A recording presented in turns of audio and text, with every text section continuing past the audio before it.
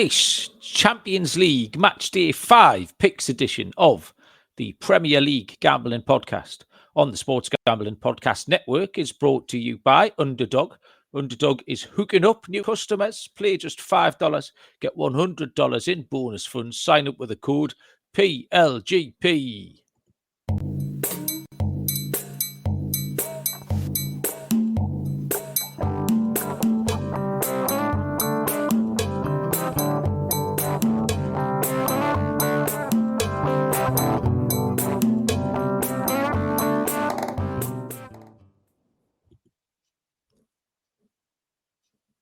Welcome, everybody, to the Premier League Gambling Podcast on the Sports Gambling Podcast Network. My name is Malcolm Bamford, coming to you from Newcastle upon Tyne. Today is Sunday, November the 23rd. We are here to have a look back over a Premier League weekend, which hasn't quite finished yet. 90% done. Game on Monday night. But Champions League Matchday 5 takes place on Tuesday and Wednesday. It's been a fun weekend, mainly. Good triumphed over evil for the large part. The picks have been good. We've got a rare, this happens maybe 3 or 4 times a year. It's a hangover special. We don't get these as much as we used to. We used to get proper hangover specials, but it's a hangover special. Joining us is the not very well Mr. Barry Penaluna. Barry, how are you today, son? I'm getting better as the day goes on, Malcolm. Better. It's 20 past 10 in the evening, Barry. This will tell you how much better I'm getting. Oh, shit. I've literally just bought a glass of wine. Well, before I went out last night, I opened a bottle of red just for a glass. So sat on the side of the table all day has been 3/4 of a bottle of red. So I'll tell you what, I've got an open bottle of red there. You say things, Barry. I'm going to go and get myself a glass of red. So yeah, I thought let's see what this will do for me. But I did indeed wake up with a hangover this morning after an excessive night out last night. Let's blame Newcastle for doing something good for a change. Went out to watch the football and strolled in the house at about 4 a.m. this morning. So absolutely struggling, but we're going to see how this glass of red gets me going. He's back. What we got, Malcolm? What's the tipple, Malcolm? What you got? He's on mute. Yellow tail, big bold red. That's how much I drank last night, which is all right, isn't it? After I came in to celebrate Newcastle's glorious 3 points. So I had two little glasses, that's all. I wouldn't like to think how much I drank last night. Like, what were you telling the people there before I returned? So I just said I strolled in at 4 o'clock this morning. Went out to watch the football. Went out at 5 o'clock to watch the match. With no real plans, we'll go watch the football, have a couple of beers, maybe get a bit of food, and then it all spiraled out of control from there. So I went out with Kieran and Bevan, who you know. Kieran's a Man City fan. Bevan and Ipswich. That's good. That's funny. He was a neutral. So yeah, we went out into Nottingham. We enjoyed the match. We enjoyed a few beers, and then we went for some food. Went for some Vietnamese food, which is a bit of a different way to.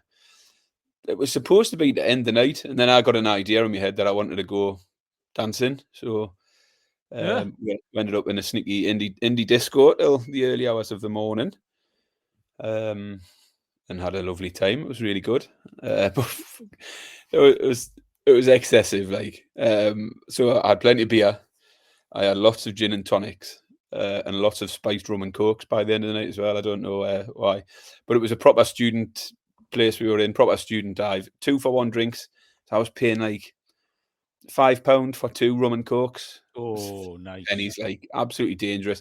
And I checked my card this morning, and I've just must have been tapping all night long, because it was so cheap. You just keep going, don't you? Buying everyone drinks and all this stuff. 3 figures, easy. Oh, easy, definitely. Easy. I mean, started off in a bar in Nottingham, got 3 pints of Budvar, which isn't, nothing particularly extravagant. Fucking £7 a pint. When £7 a pint become a normal price in a city across the UK? Ridiculous. So that was annoying. By the end of the night, we were finishing off paying £3 a pint in this indie place. But A couple of funny things last night. We walked into this indie bar. It's a club. It's a place where I go to watch a few gigs, to be honest, but on night time, they have club nights. We walked in, got a drink, stood around, and then after about 5 minutes, these two birds walked up to us and went, "You three are a bit old to be in here, aren't you?" And I was fucking, that's not what you want to hear. Not what you want to hear 5 minutes within walking into a place. And she says, "Nah," she says, "I'm only saying that because we thought we were too old to be in here, but then we seen you, Oh, we felt all right." They were like 28, 29, and obviously spied us and felt there was safety in numbers. The funny part about it then is we thought I had a bit crack with them and had a bit chat for a while, and the reactions of Bevan and Kieran, the two people I was with, to women being near us was just ridiculous. Because Bevan, you know what Bevan's like. Everything's a conspiracy. He's skeptical of everything. He's a very wary man. So he was like, "Baz, just be very careful. This just feels very dodgy." what? Like, what are you on about, man? What, in a fucking pub in what did he think it was? Like Exactly. MI5 honey trap? He was like, his lasses setting it up. yeah, it was like, be careful. I was having a bit dancing that, and then he said, "But be careful of any photos because this feels like it could be like a honey trap or something." I was A like, fucking honey trap. Shit in hell, Barry. what is going through your head? And then Kieran was on the exact opposite extreme, where he was like an excited school kid because girls were talking to him. He was like a fucking dog with two cocks. But it was just hilarious. The two extremes. Bevan absolutely made me howl, thinking it was a honey trap. But it was just, I had a bit crack. It was good fun. The other thing that was really funny, we went, as I say, there was no plan. So when we went to this Vietnamese place for food, Bevan must have assumed that was us ending the night, finishing off with a bit of bait. So he lives about 12 miles outside of Nottingham. He must have messaged his missus and said, "Can you come over to town and pick me up?" So she says yes. He didn't tell us he'd done this. And then when we get to the club, he says, "What's the plan? Are we staying here a while?" I says, "I am." He says, "Oh, I better tell Kelly she can go back home then." I said, "What?" Oh, what? So she's drove all the way into town. Apparently left her in the street parked up for 45 minutes. He must have said, "Well, I'm going for one last drink." And at that point, he said, "Oh, no, I'm staying out now. You can go home." Can you imagine how fucking furious she was? That's not happening. Like 11:30 at night. She's I'll drove push the boundaries, Baz, but fucking hell, that's a so lot, isn't it? he sent her home and then he rocked home about 3:00. The best thing, did she not come back for him? No? No, I don't think so. I think he got a taxi in the end. I don't know. But maybe think that's what inspired the honey trap. She'd gone for some sort of instant revenge. Fucking honey trap. I can't get over that honey trap. Who's honey trapping all 5'3" of Bevan, by the way? He was like, "Oh, be careful because you get photos. You're gonna get yourself in trouble here if you get caught on any photos." I was like, "What the fuck am I going to get in trouble for?" I says, "Fucking hell, doesn't give a fuck if I talk to on a fucking night out. Fucking, there's no in it, you know what I mean?" That was funny. But we had a good night, really good night, good music, good laugh. But yeah, suffering today. Yeah, well done, Barry. It's nice to live my life vicariously through you. I know everyone been all over the socials, Baz, but I lifted my dahlias yesterday. I don't know if you noticed. No, I didn't notice. No, did you not? Took them up, cleaned the corms off, stored them in a cardboard box, wrapped them in newspaper, and I'll keep them in the airing cupboard or something. But not the airing cupboard, too warm, probably the shed until next spring when they're ready to go out. So that was my weekend. What I've got tonight, Barry, I'm going to announce this now. I'm going to lead with it, just to give everyone a chance to maybe catch up. What if I told you, Barry, I've got a pick tonight that is 6-4 plus 150. And the pick, the team in question have played 15 games this season, Champions League and domestically. And this pick is hit in all 15 games. So 100% record in 15 games, and it's 6-4 plus 150. So I'll tease that if everyone's got the spreadsheets and the computers and the almanacs and the racing post in front of them. Go and see if you can drag that pick out. Because it's 15 for 15, Barry, and we can have it at 6-4. So there you go. The other, see if you can get that one. Apropos of absolutely nothing, Barry, have you still got your bendy bully?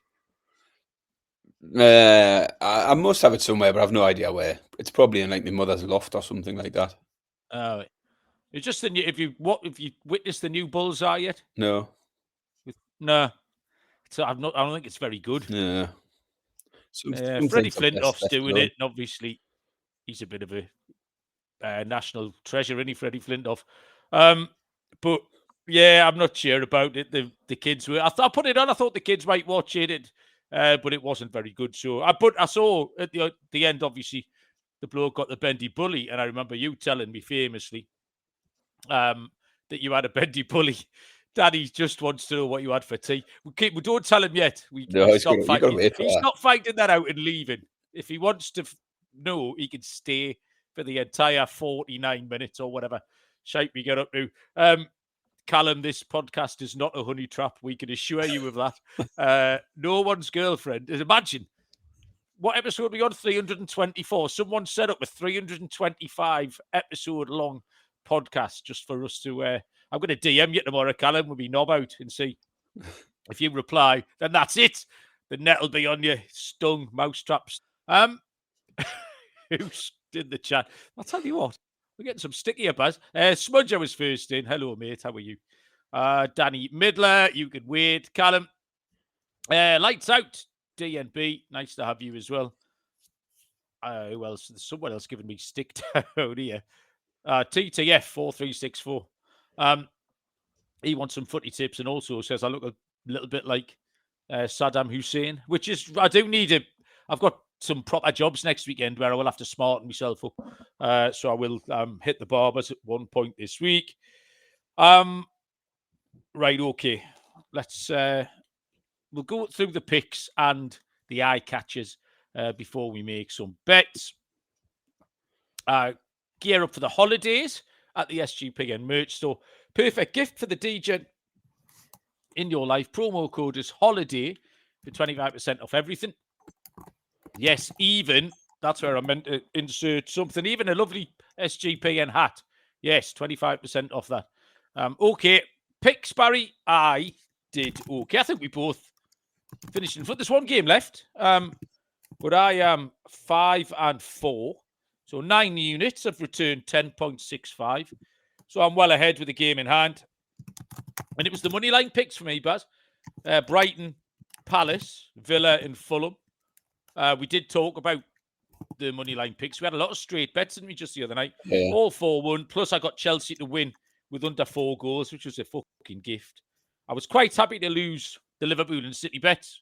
Obvious reasons. Although the Liverpool result did knock out the last man standing. Me and Simmer's last man standing went down the pan due to Liverpool, which was a little bit of a kick in the bollocks. And then I took a punt on Tottenham, which was incredibly incorrect of me to do so. So yeah, I'm ahead. Baz, you hit your racker and nearly hit your stake and Stilton, didn't you? Yeah, a little bit unlucky because I got the first 2 legs in. So, like you, a lot of good money line picks. Chelsea, Palace, Villa, Brighton, another one. But yeah, my acca was Chelsea, Palace, Villa to win. That come in at around 9-2.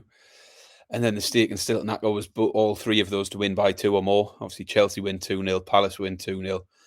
We were 1 Villa goal away today from hitting the stake and Stilton at about 35-1. So that was a little unfortunate. But yeah, 6 wins from the 9 picks. Nice. Same as you. I got Man City wrong. Happy with that. I got Liverpool wrong. Happy with that. And I got Arsenal, Spurs spectacularly wrong by giving Spurs a chance today. So, yeah, 6 winners from 9 was good. Aka hit.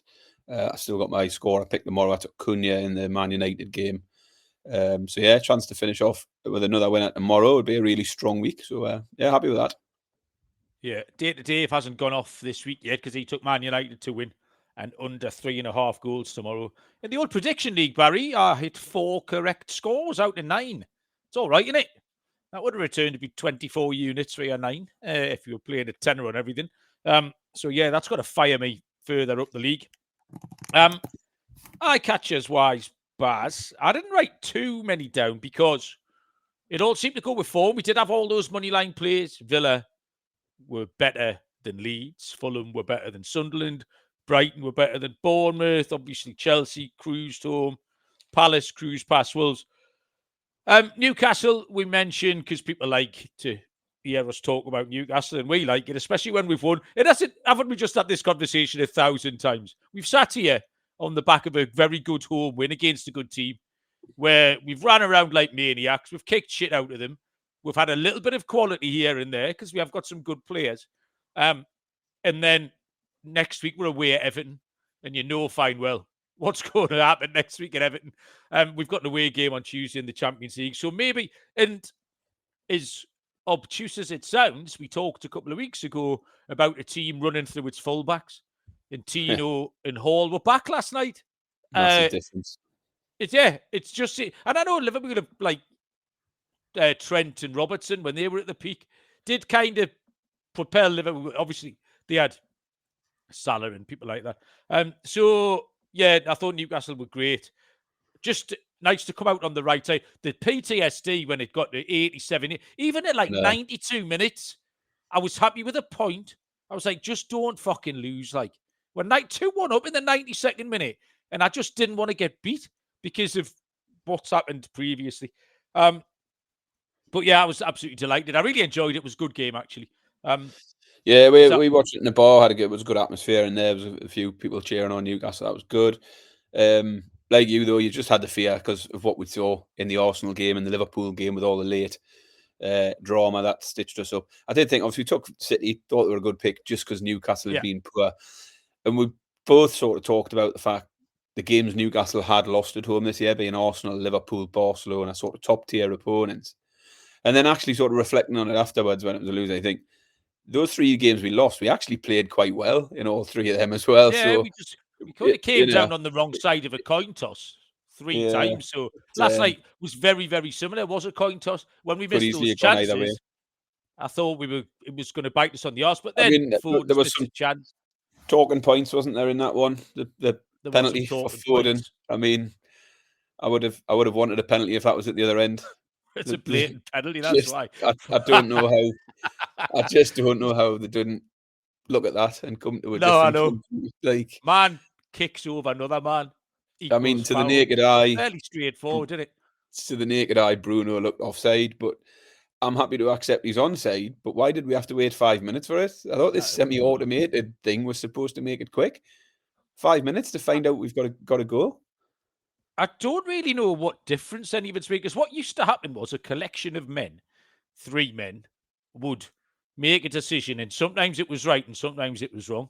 And now a collection of men, more 7 or 8 men, make a decision, and sometimes it's right and sometimes wrong. It's exactly the same. Nothing's changed. But anyway, I'm not talking about that. It's a load of bollocks. Matthew Ferris has joined us, and Joe Dollar. That must be that must be Fatty Merris, isn't it? For some reason, everyone's usernames have changed. So Bootle is in the chat, but he's down as TTF. I'm assuming Matthew Ferris will be Fatty Merris. So I don't know why everyone's usernames are all a bit skewed for some reason. Oh, that's a bit well. Callum and Smudger and I think Lights Out, maybe. Oh, no. I'm sure Lights Out was not called Ian. Ian, yeah. Yeah. Interesting. That's a good spot, that, Buzz.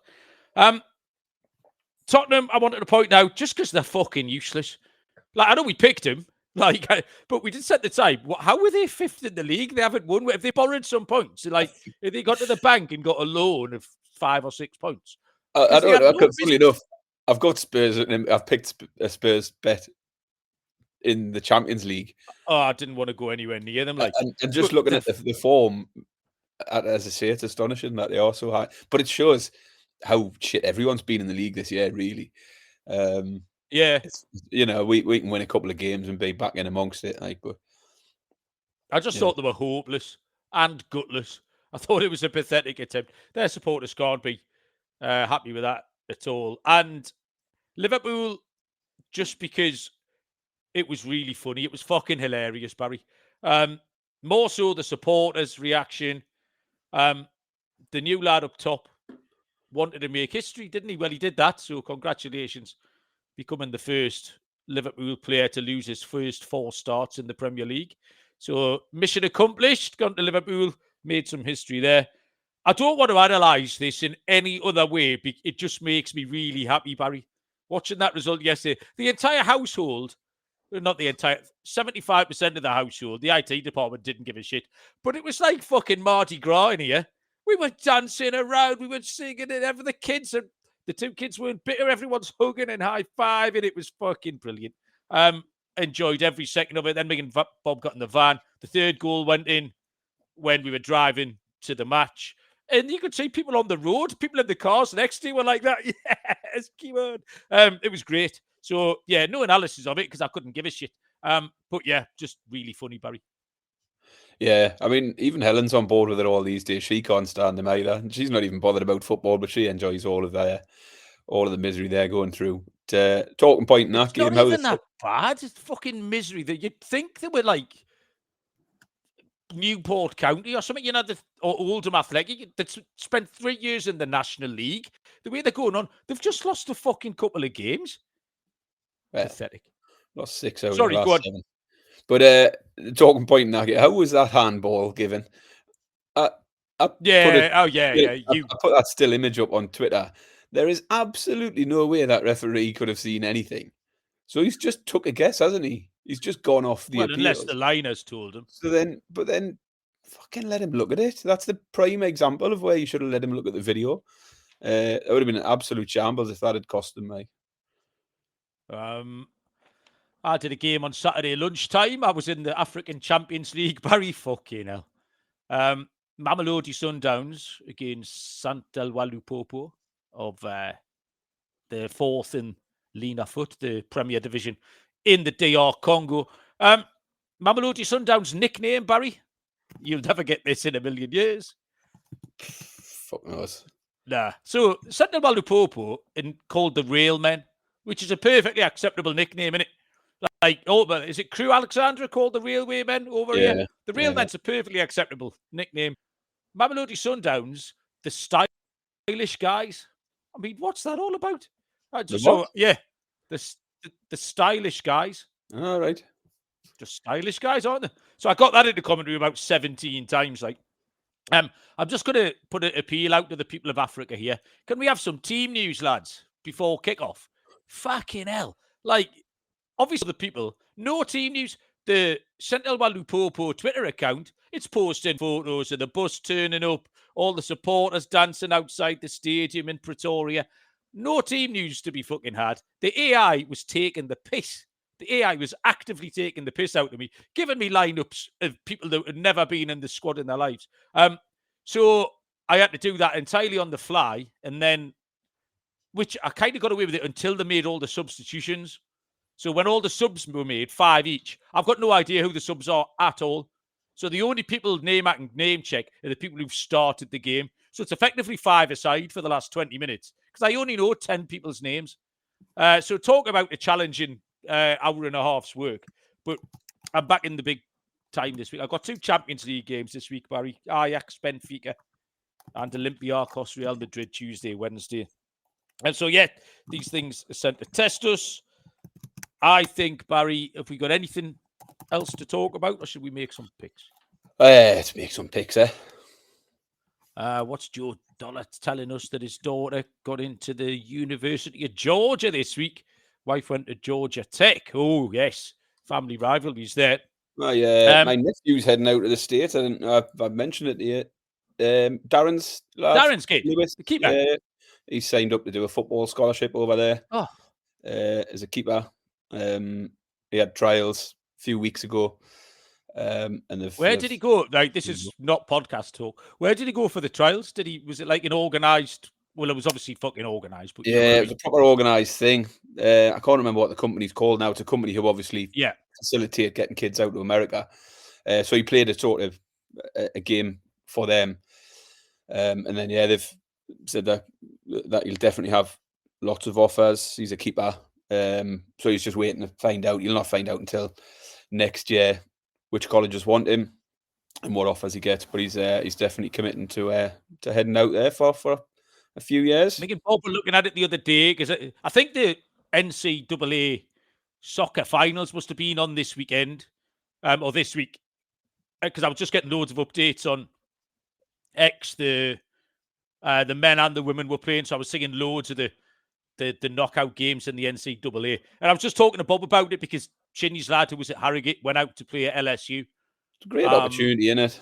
Oh, mate, unbelievable. Like, he didn't stay. He did half a term, came back at Christmas and never went back. But I was just saying to Bob, fucking hell, that's where you're going. I just want to be somewhere warm, basically. Yeah. I was saying to Bob, because when we were going out on Friday night, it was -2. I was like, mate, just get me knuckle down and get me somewhere warm. That's all I want out of life. Like, don't care about the money. Just get me somewhere warm. So, Coastal Carolina, when we looked at the website, that's where we decided. And Noah, who does a load of shows on the network, he said that's the party town as well. He said that's a party university. So, yeah, that's what me and Bob have got our hearts set on. Novig is one of our favourite sponsors here, America's #1 sports prediction market. With Novig, you're getting the best prices. Novig is available in over 35 states. Download the Novig app, get $50, spend $5. If you use the promo code SGPN, get on the action with Novig, promo code SGPN. And Underdog, your home for pick'em entries, you can win up to 5,000 times your money. Brand new offer for new customers. Play $5, get $100 in bonus funds. Use the sign-up code PLGP. Right. Champions League, Tuesday, Wednesday, 2 early games, 6 late games, all the way through. Barry, how many picks have you made? 3. Oh, well, nearly 4. 4 is, 4 is the dream. I'm starting. I think I've gone early Tuesday, actually. So I'll lead us off, Barry. Maybe I don't know if you've ended up in the same place, because it's the big fade of USG again. Well, I dodged this just because it's becoming a little bit too obvious. But I'm glad you've taken it. I'm pointing this out. It's Galatasaray and Union Saint-Gilloise. Galatasaray are 11-20, -181, 7-2 the draw, +350. Union Saint-Gilloise are 17-4, +425. In fading USG and the handicap has been successful. It's worked 3 times in a row. We didn't do it the first time. It only came to our attention because they were playing Newcastle and were absolute dog shit. But then we have done it the last twice and won both times. Last time was a little bit fortunate, actually, because they got a goal back late on, didn't they, against Atleti? And Atleti went and got a third. But Galatasaray are in good form. They've won 3 in a row. They've scored 3 times and covered the handicap in the last 2. And I just think they can go again. Osimhen's flying. He scored 6 in the last 3 Champions League games. He scored a hat-trick at Ajax last time. He got 2, and he got 1 before that. I don't know why they shouldn't cover it. It's a great price. Galatasaray on the handicap is, so -1.5 goals, 11-8, +137. I just think we'll keep riding it, Baz, until it falls on its arse. So, yeah, that was my first play, mate. Yeah, I like that. I like it a lot. As I say, I just didn't want to go back there and just keep repeating the same thing, but I'm glad you did, because I think it needs pointing out. Ride it until it fails, type of thing. Yeah. First one up for me is Chelsea v Barcelona. Have you got the odds there for that one? Chelsea and Barcelona. Yeah, Chelsea are 5-4, +125. 14-5 the draw, +280. Barcelona 7-4, +175. Yeah, so these two sit right next to each other on the table, 11th and 12th, sitting on 7 points. Barcelona higher due to goal difference. And the first thing that stood out in the form line for me, or the Barcelona form line in particular, was the goals recently. They scored 3 or more in each of their last 4. Scored 9 in their last 2 in this competition as well. And they've got 12 altogether. Scored 12 times in their 4 games. They haven't failed to score in a single game this season, Barcelona, in any competition. So underdogs here against Chelsea put them right on my radar. And particularly for goals, Chelsea have lost only 1 of their last 10 in all competitions.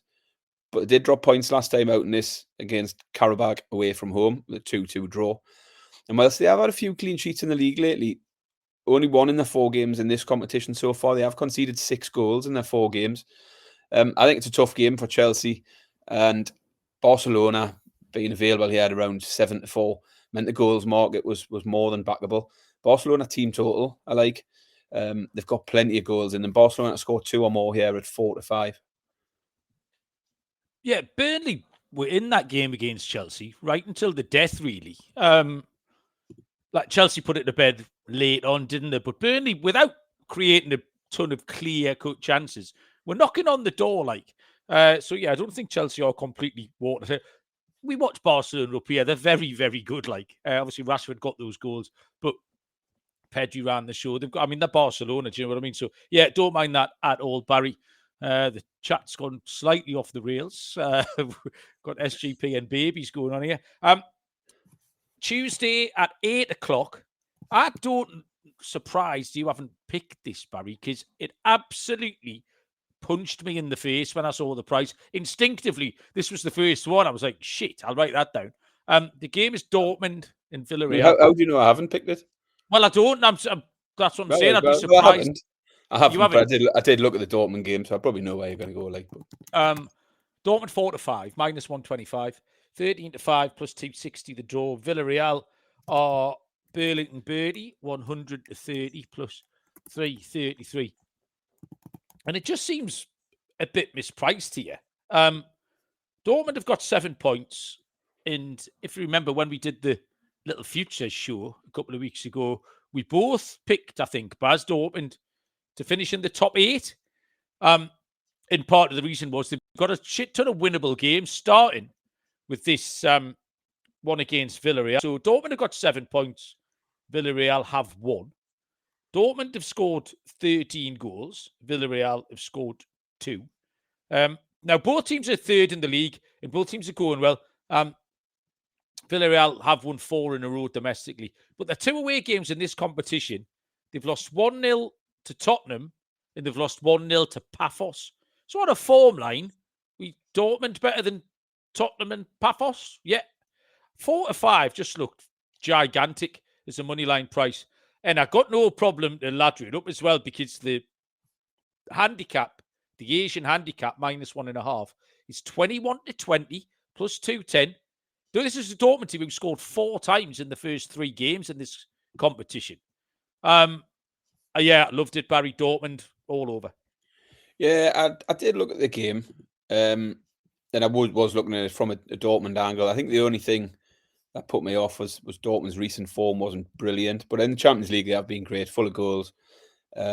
Obviously, well beaten last time against Man City, but there's no disgrace in that away from home. But yeah, the sort of no win in 3, I think, was probably what put me off, and only 1 win in the last 4, 5, I think.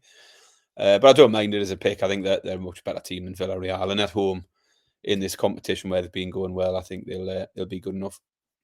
Okay, give us your next one, Baz. Next up for me is Sporting v Club Brugge. Where are we? Just got to note the time down for me chapters, because somebody complained last week we didn't have chapters. Did you see that? This is 8:00 on Wednesday, Baz. Yeah, so I've got the prices here. I've got 4-6 for Sporting, so -150, 14-5 the draw, plus 280, and 15-4 plus 375 for Club Brugge. Sporting are sitting fairly comfortable, 13th place, 7 points at the moment, and I think they'll see this one at home as a big opportunity to take a step towards securing a qualifying spot. They've gone okay in this, Sporting, and particularly at home where they've won both their games. They beat Marseille and Kairat Almaty. We've got a decent draw away from home last time at Juventus. All 4 games for Sporting has seen both teams to score, and 3 of the 4 went over 2.5 goals. Bruges got off to a good start in the opener, 4-1 win over Monaco in week 1, but only 1 point since. The 1 point was a good point last time, 3-3 draw against Barcelona. But they've lost the 2 away games to Bayern and Atalanta. Similar form line for goals for Bruges. 4 games have seen 18 goals in total in Club Bruges games. All 4 went over 2.5. 3 of the 4 saw both teams to score. So both teams have got plenty of forms for goals here. And with Bruges, you can go even further back, because in qualifying, they beat Rangers 9-1 in aggregate over 2 legs. They beat Salzburg 3-2. So there just seems goals everywhere. It screams goals to me, this one. The over 2.5 is a short price here, 4-7. But I think Bruges will get at least 1. And both teams to score and over 2.5 is 5 to 6. I think it's a fair price. So I've got the overs and the both teams to score as my main pick at 5 to 6. I do fancy Sporting at home. I think Sporting will win. So another angle could be Sporting win and over 2.5. If you want a plus money price, 6 to 5, that one is. But I'm going to take over 2.5 and both teams to score. I think Sporting v Club Brugge will have plenty of goals in it. That's a deep dive, that, Baz, because I never got into that game. Like, that was way down my list of things to have a look at. So, but you make a very good case. Very good. Rhythm crushing it in college football. NFL just added to NBA. Rhythm also giving away weekly cash prizes for tracking your bets in the app. You can win $1,000 betting by tracking 5 bets from the same model. Promo code is SGPN25. When you download the Rhythm app for 25% off your first month, download Rhythm, use the promo code SGPN25. And now, Barry, the game that, if it didn't already have the nation talking, the last episode certainly piqued everyone's interest. Tubby McNair with a thumping header from that fucking corner, get in, pulled me right back into it at 2-1. We did that show on Thursday night, didn't we, Baz? And obviously then, went to bed. The IT department brought my coffee up at 8:15 in the morning, like every day. And I sat with my coffee for 2 or 3 minutes. And then I remembered I'd scored. And I was fucking over the moon. I kicked the covers off. I was like, yeah, I did it all over again. I celebrated all over again, Barry. So 2-1 to me, and now, Barry, it is it's you were eager to kick off last time, weren't you? You were in a bit of a strop. So it's your kick-off, mate. Ball is on the centre spot. Knock yourself out. Yeah, I'm just going to lump it forward 6. Do you want to start left or right of the centre? Right of the centre spot, forward 6. 1, 2, 3, 4, 5, 6. Okay, solid. Let's see what I can do here. Oh, not an awful lot. I'm going to go. Which way is that? That way. No, that's no good. I'm going to lump it forward, back 7. There we go. I'll play that bad boy. I think it's Kevin Keegan, maybe. Kevin Keegan might be Paul Mariner. 1, 2, 3, 4, 5, 6, 7. So the ball is in the centre circle. B7, everybody. That's B7. Well done. Enjoyed that. 2-1 Barry leads. Round about the 56th minute, I would project we're at. If I score next, holy mackerel, it's very much game on. Right, okay. My next game is... I've got a bit of a deep dive here as well, Baz. This game wouldn't have occurred to many people, but I fucking love this pick. Holy Toledo. Wednesday, it's early kickoff again. I'm in the early games, Baz. And it's Paphos against Monaco. Paphos are 9-2 plus 450. The draw is 3-1. And Monaco are 11-20 minus 180. And this is another misprice for me. And it's in the goals market. So 4 games Paphos have played. We've got 2 0-0s and a 1-0. And then they got beat 5-1 off Bayern Munich. Now, we love Bayern. We know they like to rack up a score against the shit teams. They like to bully the bad teams, don't they? But we've got 2 0-0s and a 1-0 against that. Monaco's last 2 have finished 0-0 and 0-1. So we've got 5 games there with 2 goals. That's 0.4 goals per game. Monaco have lost 3 in a row in Ligue 1 against not great opposition. And they've only scored twice in the last 3 league games. So all the pointers for me, I watched Paphos. I did them actually against in that Munich game. They're bang average. It's like a sort of a dog shit championship team. They can sit in and defend. All the pointers here for under 2.5. All the trends, both teams, domestically, Europe. And the under 2.5 goals is 13-10 plus 130. It's ginormous. Don't get it. So, yeah, under 2.5 goals, 13-10 plus 130 between Paphos and Monaco. Barry? Nice find. Nice find. My final one's going to be PSG v Spurs. Okay. Again, have you got the prices for that one? PSG v Tottenham. What day is it? Oh, it's there. Wednesday. Yeah. So PSG are round about minus 220. So what's that? 4 to 11 or something. 7 to 2 the draw plus 350. Tottenham is 7 to 1. Yeah, I think I was just drawn to this one, having watched Spurs and how bad they were today. Immediately wanted me looking at a way to find to fade Spurs. They've won only one of the last 5 games now, having lost to Arsenal, Chelsea, and Newcastle recently. So against decent sides of late, they've struggled. They've only really got one good win on the form line this season. They had a 2-0 away win at City. And then, like you said before, wherever they found all the points from, they've found them by playing all the dog shit. They've beat the wins they've got in the league this year: West Ham, Leeds, Burnley, and Everton. So you know they've done all right in the games where you'd expect them to do all right, but they are struggling against the bigger opponents, with the exception of that City game. They are unbeaten in this competition, but again, I think they've had a really favourable run of fixtures to start the Champions League. They've won the 2 home games against Villarreal and Copenhagen, 2 very winnable games that you would have expected them to win. And they've drawn both their away games against Bordeaux and Monaco. And I think this is their first real test in the Champions League. PSG have had a tougher start. They've faced Bayern and Barcelona, also Leverkusen and Atalanta. So a much trickier start to this competition than Spurs have had. But they still sit on 9 points from their 4 games, having lost narrowly to Bayern last time out. They hammered Leverkusen 7-2. They hammered Atlanta 4-0. And I think they've got to be taken here to win this one. And I could see a similar outcome to today's game that we saw with Spurs. They were cut up and easy by Arsenal on several occasions today. PSG are more than capable of doing the same. So PSG handicap for me, PSG minus 1.5 at even money. Yeah, on today's evidence, you can't go anywhere else. PSG got that win in Barcelona as well, which they were absolutely buggered by injuries there that night. So yeah, eye-catching. My last pick, this is the one, Barry.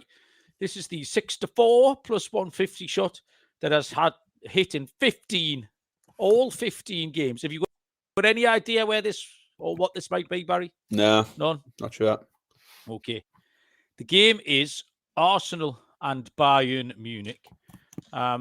It's a big game of the week as well. I thought it was important that we cover it. 8 o'clock on Wednesday. Arsenal 15-13 plus 115. 5-2 the draw plus 250. And 11-5 Bayern Munich plus 220. And the entire handicap is based on Bayern Munich scoring goals, Barry. Champions League, played 4-1-4, scored 14 goals. They've scored 3-5, 4-2. Scored 41 times in 11 games in the Bundesliga. And they've scored over 1.5 in every single one. 15 out of 15, they've scored over 1.5 times. Now, obviously, Arsenal can defend. They are missing Gabriel. They conceded 2 against Sunderland last week. Richarlison scored today. Bayern Munich aren't playing Richarlison up front. Bayern Munich are playing about 6 blokes who can score goals. My only panic today was, because I made these notes about lunchtime today, was will the price survive? Because I thought Tottenham might get at them. At that time, we'd picked Tottenham, hadn't we, for a win? And we thought Tottenham might give them more of a game. So I thought if Gabriel was a big miss, I was right about Hincapié getting the nod over Mascara. I thought if Tottenham would give them a game, this price might fucking disappear. And I thought the 6-4 would be gone. However, it hasn't, because Tottenham didn't lay a glove on them. So it's just gone largely ignored. So the Munich team total over 1.5, 6-4 plus 150. And if you want to ladder it up, Baz, over 2.5, 5-1, and over 3.5, 16-1. Munich can put goals on anyone. Like, you what? Bold. I like it. Bold. Let's chop a unit. But 15 out of 15, Barry. I know they don't play Arsenal every week. I know they play Schnitzel, Fritzl, and Hufflepuff. They went away to PSG and put 2 past them, haven't they? They've put 3 past Chelsea, so they've put up good numbers in the Champions League home and away. So yeah, I don't mind it at all. Yeah, it jumped out an absolute mile. It's a 6-4 shot. I thought if it was 11-10 even money or something. So there you go. I've got one other little play here, and it's 2 the games I've already given out. I've done what you nearly did in your stake in Stilton, which was to parlay a couple of Asian lines, and it was Galatasaray and Dortmund, both -1.5. I gave out Galatasaray to beat USG, and I think Dortmund are just clearly better than Villarreal. So although 4-5 is a good price, the handicap for Dortmund is massive. So both of those to cover is 13-2 plus 636.